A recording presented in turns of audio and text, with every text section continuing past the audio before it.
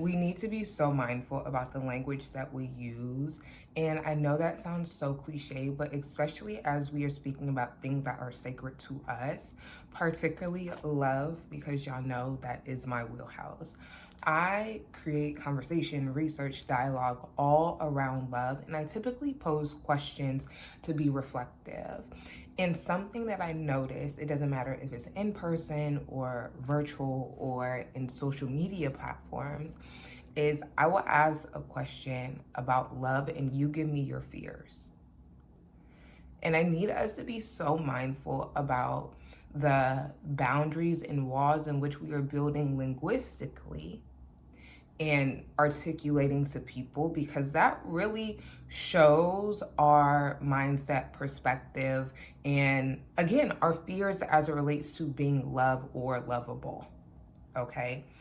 My second thought and objective of this video is, a lot of times I tell people, show up as your true authentic self. You would never tell from social media that I have a big and bubbly personality. It's just not how I present online, but that is my personality, right? And I think a lot of us share that in common, where we have very big, unruly, rambunctious, in the best way possible personalities. But a lot of times people are like, I scare people off.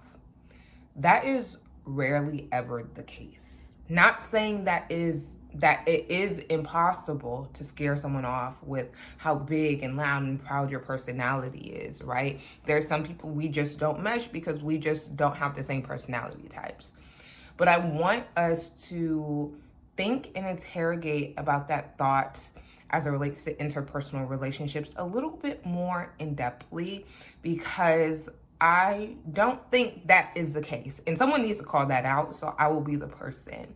So I need us to think about why it is so difficult to find community with people when we are showing up in our most authentic self. And some of y'all, it could simply be due to proximity. You can be living in rural America, okay, where everybody has a monolithic way of thinking, I could say, right? Or you could just be in a space where your people is not there. And so we have to also think about the way that proximity plays into our friendships, our dating lives, and also, are you willing to travel? Most of my friends I have met in different parts of the world. A lot of my closest friends I met in France, because I moved to France every summer, right? And so you have to think about how proximity plays also into your shaping and finding of community and partners.